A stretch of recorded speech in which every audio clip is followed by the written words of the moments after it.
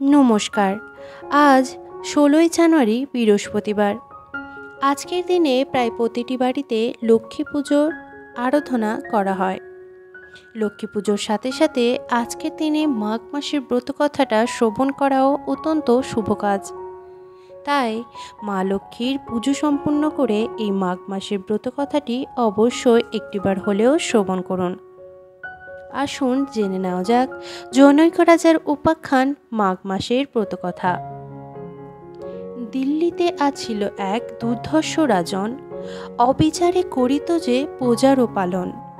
এইরূপ অত্যাচারে দিনগত হয়, তবু সে রাজার নাহি জ্ঞান উপজয়। একদিন দৈবযজ্ঞে ভিক্ষু এক আসে, ভিক্ষা আসে যায় সেই রাজার সকাশে। মুষ্টি ভিক্ষা প্রার্থী হয়ে রাজারে জানালো, রাজা তারে বেত্রাঘাত করিতে বলিল। ক্রোধে অগ্নিশর্মা ভিক্ষু দিল অভিশাপ, বিনা দোষে প্রহারিলে পায় মনস্তাপ। আমারে তখন তুম চিনিতে পারিবে, লক্ষ্মী ছাড়া হয়ে যাবে পথেতে ঘুরিবে। এত বলি ভিক্ষাতরে অন্তহিতা হল, সঙ্গে সঙ্গে রাজলক্ষ্মী বিদায় লইল।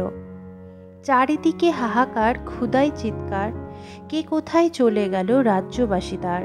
নাহি শস্য নাহি অর্থ, সব শূন্যকার, মহামারী আহাকার, রাজ্য শূন্য আর।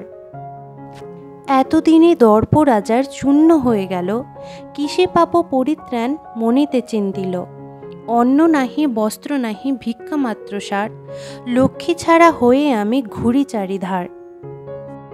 ভিক্ষু অভিশাপ কথা জানিল মনেতে, কোথা গেলে দেখা হয় ভাবে সদাচিতে। ক্ষুধায় কাতর রাজা কাঁদিতে লাগিল, হেনকালে সেই ভিক্ষু তথায় আসিল। রাজার অবস্থা হেরে ভিক্ষু হৃদি ফাটে, বলে রাজা অতি দর্পে এই তব ঘটে।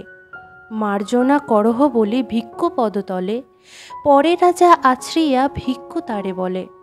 অত্যাচারে নির্যাতিত করেছে প্রজায়, লক্ষ্মী ছাড়া হয়ে তাই রয়েছে ধরায়। এখনও যদি চাও তুমি আপন মঙ্গল, পুজো লক্ষ্মী হবে দূরে অরিষ্ট সকল। সেই দিন হতে রাজা লক্ষ্মী পুজো করে, রাজ্য মধ্যে শান্তি হলো, আনন্দ অপারে। সমাপ্ত। সর্বশেষে মা লক্ষ্মীর প্রণাম মন্ত্রটি একটিবার হলেও স্মরণ করুন। ওং বিশ্বরূপস্য ভর্যাসি পদ্মে পদ্মালয়ে শুভে, সর্বত পাহি মাং দেবী মহালক্ষ্মী নমস্তুতে। তাহলে আজকের মতো এই ভিডিওটি এখানেই সমাপ্ত করছি। কেমন লাগলো আজকের এই ভিডিও আমায় কমেন্ট করে অবশ্যই জানাবেন। আবারও আপনাদের সাথে দেখা হবে নতুন কোনো ভিডিও নিয়ে। সবাই ভালো থাকুন, সুস্থ থাকুন, আর আমার চ্যানেলটি সাবস্ক্রাইব করে অবশ্যই পাশে থাকুন। জয় মা লক্ষ্মী, জয় মা লক্ষ্মী, জয় মা লক্ষ্মী।